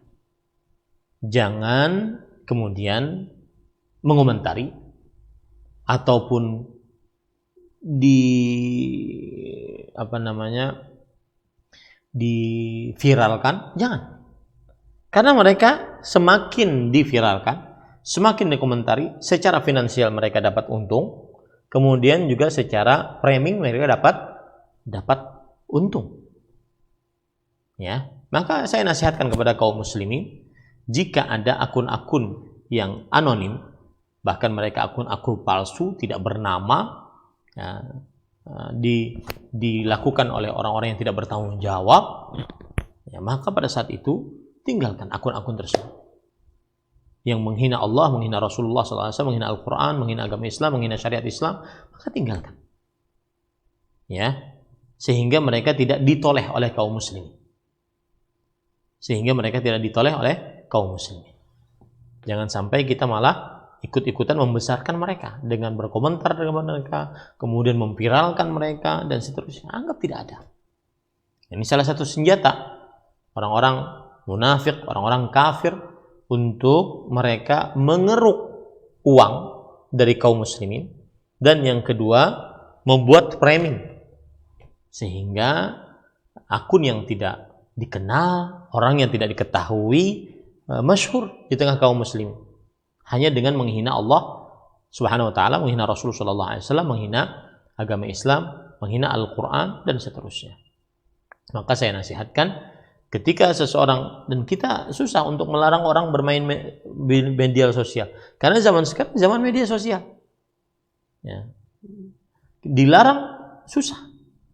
Maka pada saat itu yang patut kita sampaikan adalah berhati-hatilah saat bermain media sosial. Tidak semua kita boleh baca dan kita boleh lihat, tidak semua kita boleh dengar, tetapi dengarkanlah dan lihatlah apa yang bermanfaat, yang berdasarkan Al-Quran, hadis Rasul Sallallahu Alaihi Wasallam. Adapun ada orang menghina Nabi Muhammad Sallallahu Alaihi Wasallam dengan hinaan-hinaan, maka kita katakan dari mulai semenjak dahulu Nabi Muhammad Sallallahu Alaihi Wasallam dihina. Ya, penghinaanmu terhadap Rasul Sallallahu Alaihi Wasallam tidak menjadikan beliau kemudian terhina. Malah inna sya'niaka huwal abtar. Yang menghinamu wahai Muhammad Sallallahu Alaihi Wasallam dialah yang terputus. Dan itu sudah dibuktikan oleh sejarah. Jadi kita sebagai seorang muslim, kewajiban kita mempelajari tentang agama Islam, kemudian mengamalkannya, kemudian mendakwahkannya. Adapun ada orang-orang kafir, orang-orang munafik yang menghina agama Islam, maka jangan ditoleh, sehingga mereka pun tidak laku di tengah kaum muslimin. Kemudian saya mengingatkan untuk kaum muslimin bahwa menghina Rasulullah Sallallahu Alaihi Wasallam adalah kekufuran yang jelas, ya, kekufuran yang jelas. Coba perhatikan sekarang perkataan-perkataan para imam. Di antaranya Imam Ahmad rahimahullahu taala. Man syatama an-nabiy sallallahu alaihi wasallam qutil. Wa dzalika annahu idza syatama faqad irtadda 'anil Islam wa la yashtumu muslimun nabiy sallallahu alaihi wasallam. Siapa yang menghina Nabi Muhammad SAW maka dia dibunuh. Dan yang demikian itu adalah karena jika dia sudah menghina Nabi Muhammad SAW maka dia sudah murtad dari agama Islam. Dan orang murtad pantas dibunuh. Dan tidaklah seorang muslim menghina Nabi Muhammad SAW. Lihat lagi perkataan sahabatnya Imam Ahmad, Ishaq bin Rahuyah rahimahullah. Beliau mengatakan, "Qad ajma'al muslimun anna man sabballaha wa sabba rasulahu sallallahu alaihi wasallam aw dafa'a syai'an mimma anzalallah aw qatala nabiyyan min anbiya'illah annahu kafir bidzalik wa in kana muqirran bi kulli ma anzalallah." Kaum muslimin telah berijma', bersepakat bahwa siapa saja yang menghina Allah Subhanahu wa taala atau menghina Rasulullah SAW atau menolak apa saja yang diturunkan oleh Allah Subhanahu wa taala atau membunuh seorang nabi dari nabi-nabi Allah Subhanahu wa taala, maka dia kafir dengan hal tersebut meskipun dia menetapkan seluruh apa yang diturunkan oleh Rasulullah sallallahu alaihi wa ala alihi wasallam. Kemudian juga Imam Abu Sulaiman Al-Khattabi rahimahullah, beliau mengatakan, la a'lamu ahadan minal muslimin ikhtalafa fi wujubi qatlih. Aku tidak mengenal seorang pun dari kaum muslimin berselisih pendapat tentang wajibnya membunuh orang yang menghina Nabi Muhammad sallallahu alaihi wa ala alihi wasallam. Kemudian ahibati hafizakumullah taala, Syekhul Islam Ibnu Taimiyah rahimahullah taala berkata, "Inna sabballahi wa sabba rasulihi kufrun zahiran wa batinan." Sesungguhnya menghina Allah atau menghina Rasulullah sallallahu alaihi wasallam adalah sebuah kekufuran lahir dan batin. Wa sawa'un kana sabu ya'taqidu anna dzalika muharram aw kana mustahilan lahu aw kana dhahilan an i'tiqadih. Hadza madhhabul fuqaha'i wa sa'iru ahli sunnah al-qailina bi anna al-imana qaulun wa amal. Baik itu yang menghina itu dia meyakini akan hal itu haram, dia tahu itu haram, atau dia menghalalkan penghinaan terhadap Rasulullah SAW, atau dia tidak tahu dalam keyakinannya, maka ini adalah mazhab imam fikih dan seluruh ahlu sunnah yang mengatakan bahwa iman itu dengan amal dan dengan ucapan. Ya, sekali lagi, yang menghina Allah dan atau Rasulullah SAW, maka ini adalah kekufuran lahir dan batin. Nah, maka kaum muslimin, ya, jika berurusan dengan penghinaan terhadap Allah, Rasulullah SAW dan juga Al-Quran, maka itu adalah benang merah yang harus dijauhi, jangan bermacam-macam. Dan saya nasihatkan kepada para publik figur, hati-hati, ya, para orang-orang yang suka menghibur kaum muslimin dengan lawakan-lawakannya, hati-hati, jangan sampai ada di dalam materi-materi lawakan Anda untuk menghina Allah, menghina Rasulullah sallallahu alaihi wasallam, menghina agama Islam dan simbol-simbolnya serta syiar-syiarnya, karena itu adalah kekufuran yang nyata. Baik itu benaran atau sungguhan, baik itu dia menghalalkan ataupun tidak menghalalkan, baik itu dia meyakini haram ataupun dia meyakini tidak haram, maka yang melakukannya dia kufur, keluar dari agama Islam. Wallahu a'lam. Naam. Barakallahu fikum. Jazakallahu khairan. Pertanyaan berikutnya kami akan bacakan dari pesan singkat kembali. Pertanyaan yang telah masuk. Assalamualaikum Ustaz, saya ingin mengganti nama lahir saya menjadi nama-nama Islam seperti Abdullah atau Abdurrahman, dengan tujuan saya bisa mengambil berkah dari nama-nama tersebut. Pertanyaannya, apakah hal yang saya kerjakan itu termasuk perbuatan syirik atau tidak karena mau mengambil berkah dari nama-nama tersebut? Silakan Ustaz. Bismillah, alhamdulillah, wassalatu wassalamu ala rasulillah wa ala alihi wa sahbihi wa man wala. Ada hadis Rasul sallallahu alaihi wasallam yang berbunyi, ahabbul asma ilallah, nama yang paling dicintai oleh Allah Subhanahu wa taala adalah Abdullah wa Abdurrahman. Abdullah dan Abdurrahman, hamba Allah dan hamba Ar-Rahman. Maka seseorang dianjurkan untuk bernama dengan nama tersebut atau nama-nama yang di dalamnya terdapat penghambaan terhadap Allah Subhanahu wa taala. Kalau tadi ditanyakan apakah ini termasuk kesyirikan karena mengambil berkah dari nama-nama tersebut, maka jawabannya tidak termasuk kesyirikan dengan niatan bahwa di dalam nama tersebut terdapat penghambaan terhadap Allah dan terhadap Rasulullah Shallallahu Alaihi Wasallam. Begitu juga ada hadis yang berbunyi tasammu bi asma'il anbiya, dan bernamalah kalian dengan nama-nama para nabi. Wa ahabbul asma ilallah Abdullah wa Abdurrahman, dan nama yang paling disukai oleh Allah adalah Abdullah dan Abdurrahman. Wa asdaq wa harith wa hammam wa aqwahuha harb wa murrah, dan yang paling benar nama adalah Harith atau Hammam.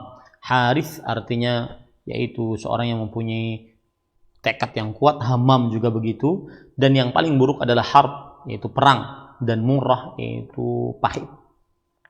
Maka tidak mengapa seseorang bernama dengan Abdullah dan Abdurrahman, bahkan itu nama yang paling disukai oleh Allah Subhanahu wa taala. Dan kalau niatannya untuk mengambil berkah dari nama tersebut, maka mengambil berkah dari nama Allah Subhanahu wa taala. Karena dalam kata Abdurrahman ataupun Abdullah, maka ada Allah dan ada Ar-Rahman, mengambil berkah dengan nama-nama Allah Subhanahu wa taala. Baik. Adapun saya perlebar jawabannya karena ini saya punya santri. Ya, santri. Nah, beberapa santri saya namanya agak kurang tepat. Bahkan bukan agak, kurang tepat. Tidak tepat, ya. Di antara namanya adalah Khalid. Misalkan Muhammad Khalid. Nah, ini tidak benar. Ya, yang benar adalah Muhammad Abdul Khalid. Muhammad Khalid, Khalid pencipta. Dan tidak ada yang Khalid kecuali Allah Subhanahu wa taala. Ada nama santri saya juga Muhammad Hafidh Ar-Rahman. Ini tidak benar. Muhammad Hafidh Ar-Rahman. Ya, karena Hafidh mungkin boleh. Tapi Ar-Rahman ini tidak boleh bernama dengannya kecuali Allah Subhanahu wa taala. Kecuali sebelumnya ada Abdurrahman. Ya, kecuali sebelumnya ada Abdurrahman. Ada lagi nama nama santri saya juga, ini belum saya cari hukumnya, Fatir, Muhammad Fatir. Fatir adalah nama Allah Subhanahu wa taala yang artinya Maha Pencipta. Fatirus samawati wal ard, ja'ilul malaikati rusulan, uli ajnihati mathna wa thulatha wa ruba'. Dalam Al-Qur'an seperti itu. Fatir yang menciptakan langit dan bumi, yang menjadikan malaikat mempunyai sayap. Ya, maka ini hati-hati. Adapun Jabbar, ada nama santri saya juga Jabbar. Nah, Jabbar ini ada nama sahabat Nabi radhiyallahu anhu, Jabbar. Ya, maka saya nasihatkan, ya, ketika seseorang bernama atau orang tua memberi nama kepada anaknya, maka jangan sampai nama tersebut nama Allah Subhanahu wa taala diberikan kepada makhluk, seperti Razzaq. Ada kawan saya karena Allah mempunyai anak namanya Abdul Razak. Ya, maka saya katakan, Ustadz, ini namanya dipanggil apa? Razak atau bagaimana? Abdul Razak, harus lengkap. Nggak boleh Razak. Karena Razak hanya Allah Subhanahu wa taala. Abdul Razak, hamba Allah yang maha luas rezekinya. Ya, tidak boleh dipanggil Razak saja, nggak boleh. Ada nama-nama yang khusus milik Allah. Tidak boleh makhluk bernama dengannya, seperti Ar-Rahman, Al-Khaliq, kemudian Ar-Razzaq, ya, kemudian Al-Fatir. Nggak boleh makhluk bernama dengannya. Karena itu hanya Allah Subhanahu wa taala yang bernama dengannya. Tidak ada makhluk yang bernama dengan nama-nama tersebut. Wallahu a'lam. Na'am. Ustaz, barakallahu fikum wa jazakallahu khairan. Terima kasih atas jawaban dan nasihatnya. Selanjutnya kami berikan kesempatan kembali, silakan via telepon di 0218236543. Halo. Halo. Assalamualaikum. Waalaikumsalam warahmatullahi wabarakatuh. Bapak dengan siapa ini, di mana? Ya, Pak Allah di Trenggalek. Silakan, apa pertanyaannya? gini, di zaman akhir ini ahli sunnah wal jamaah itu ada aliran baru. Di golongan ahli sunnah wal jamaah ada golongan baru. Contohnya gini, saya tidak mengikuti aliran-aliran itu, tapi saya pernah mendengar langsung. Pak, dikecilkan dulu Pak, mohon maaf, dikecilkan volume televisinya supaya kami bisa mendengar dengan jelas pertanyaan Bapak ya. Sudah, volumenya sudah dikecilkan? Iya ya. Lanjut Pak. Ya, jadi ini contohnya, kalau ada orang yang akan mati, itu disuruh membacakan Muhammad, Nabi gitu. Jadi di sholawat Nabi disuruh membacakan sholawat Nabi, tidak disuruh membacakan kalimat Allah, tidak begitu, tapi sholawat Nabi yang ditekankan. Saya ini langsung kepada Ustaz yang mengatakan begitu. Ya, demikian ya. Terima kasih. Assalamualaikum warahmatullahi wabarakatuh. Waalaikumsalam warahmatullahi wabarakatuh. Silakan Ustaz. Bismillah, walhamdulillah, wassalatu wassalamu ala rasulillah wa ala alihi wa sahbihi wa man walah. Ada hadis Rasul sallallahu alaihi wasallam dari riwayat Imam Ibnu Majah. Rasul sallallahu alaihi wasallam bersabda, laqinu mautakum la ilaha illallah fa innahu man kana akhiru kalamihi la ilaha illallah dakhalal jannah. Yang artinya, talkinkanlah, bacakanlah kepada orang-orang yang mau meninggal dari kalian ucapan la ilaha illallah. Sesungguhnya siapa yang terakhir ucapannya la ilaha illallah, maka niscaya dia masuk dalam surganya Allah Subhanahu wa ta'ala. Maka inilah bacaan talqin saat seseorang mau meninggal, mengucapkan la ilaha illallah. Dan sepengetahuan saya yang pendek, tidak ada bacaan talqin kecuali ini, la ilaha illallah. Orang yang dalam keadaan sekarat, maka hendaklah dia mengucapkan la ilaha illallah. Adapun ada syariat baru ataupun bacaan baru untuk talqin sebagaimana disebutkan oleh Bapak tadi, yaitu mengucapkan sallu 'alan nabi. Mungkin sallu 'alan nabi artinya bersalawatlah atas Nabi Muhammad sallallahu alaihi wasallam. Maka kita katakan bersalawat atas Nabi adalah ibadah yang sangat agung, ibadah yang dimulai oleh Allah, kemudian oleh para malaikat, kemudian juga diperintahkan oleh Allah Subhanahu wa ta'ala kepada manusia. Ibadah yang merupakan tanda kecintaan kita kepada Rasulullah sallallahu alaihi wasallam.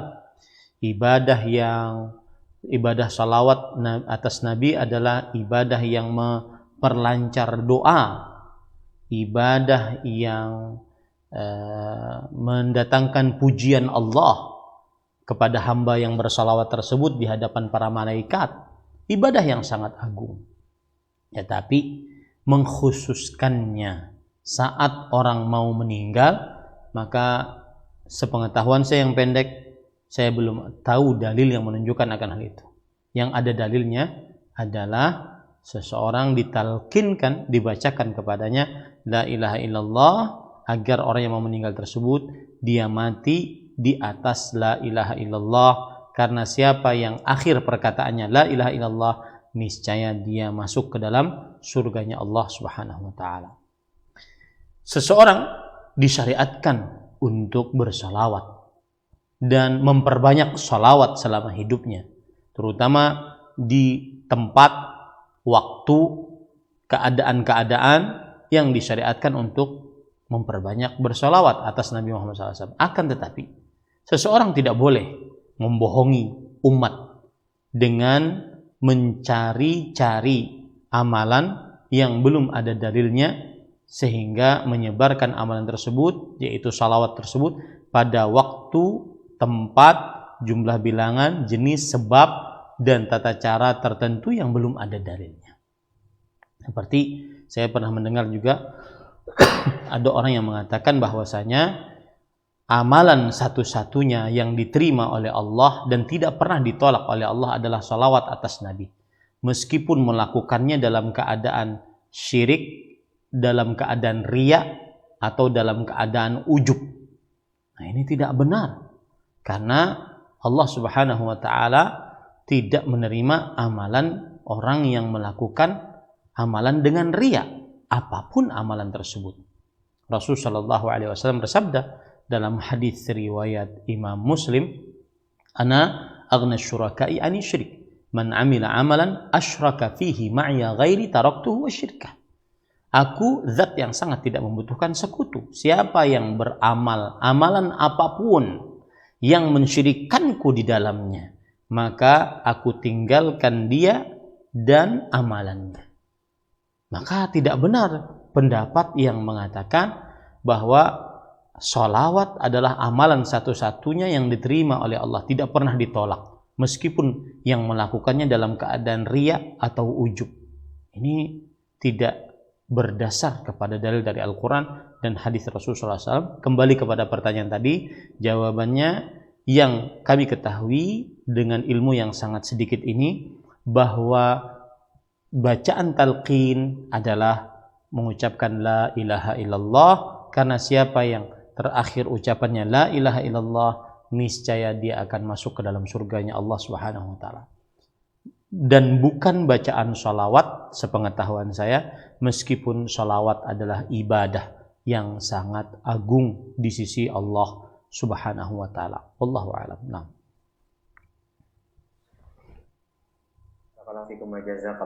Terima kasih atas nasihat dan jawabannya. Nampaknya pertanyaan yang telah disampaikan tadi merupakan pertanyaan terakhir di pertemuan kita di kesempatan pagi hari ini. Sebelum kami akhiri, kami mohon ikhtitam dari Ustaz. Fadhil ya Ustaz. Bismillah, walhamdulillah, wassalatu wassalamu ala rasulillah wa ala alihi wa sahbihi wa man wala. Ahibati, hafizakumullahu ta'ala, kaum muslimin yang saya cintai karena Allah, afanillah wa iyyakum, semoga Allah Subhanahu wa ta'ala selalu memberikan afiat kepada kita di dunia dan di akhirat. Pesan saya yaitu hadis Rasul sallallahu alaihi wasallam yang diriwayatkan oleh Imam Tirmidzi, ya'ti 'alan nasi zamanun as-sabiru 'ala dinihi kal qabidhi 'alal jamr. Akan datang kepada manusia suatu masa orang yang berpegang teguh, bersabar terhadap ajaran agamanya, maka dia seperti memegang batu api. Dia seperti memegang batu api. Maka dia harus kuat, harus kokoh. Kalau seandainya ada orang yang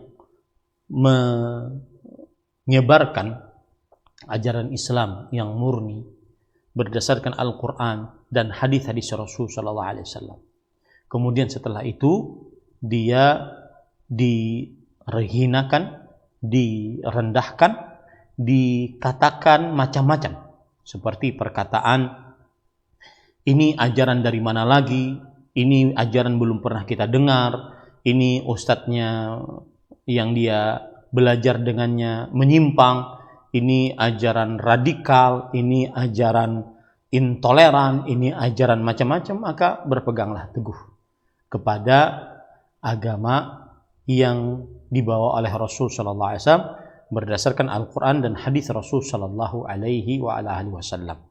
Dan tidak semua komentar harus dijawab, tidak semua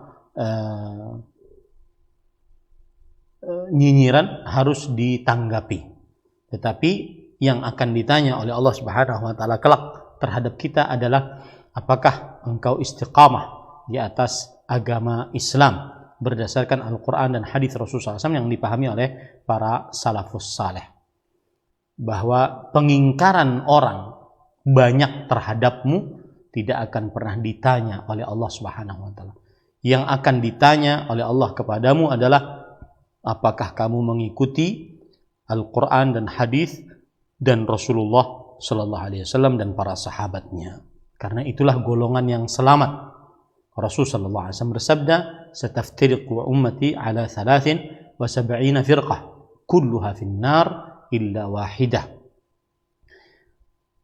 Akan terpecah belah umatku menjadi 73 golongan.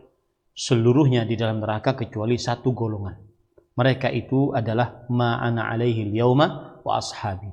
Orang yang mengikuti aku dan para sahabatku pada saat itu. Maka berpegang teguhlah dengan ajaran Rasul sallallahu alaihi wasallam dan indahkan, nafikan, tiadakan semua perkataan manusia-manusia. Tidak akan manfaat perkataan manusia tersebut di hadapan sunnah Rasul sallallahu alaihi wasallam. Karena kita akan ditanya, apakah engkau mengikuti Rasul sallallahu alaihi wasallam atau tidak. Wallahu alam, sallallahu Nabi Muhammad, walhamdulillahirabbil alamin. Wassalamualaikum warahmatullahi wabarakatuh. Assalamualaikum warahmatullahi wabarakatuh. Barakallahu fikum wa jazakallahu khairan. Terima kasih Ustaz atas keluangan waktu yang telah disediakan guna menyampaikan bimbingan dan pelajaran yang bermanfaat dari kitab Fathul Majid secara kitab Tauhid di pertemuan yang ke-6 ini. Semoga Allah senantiasa melimpahkan rahmat dan keberkahan bagi kita semuanya. Pemerhati roja dimanapun Anda berada, kami ucapkan terima kasih atas kebersamaan Anda. Kami yang bertugas mohon pamit undur diri. Subhanakallahumma bihamdika asyhadu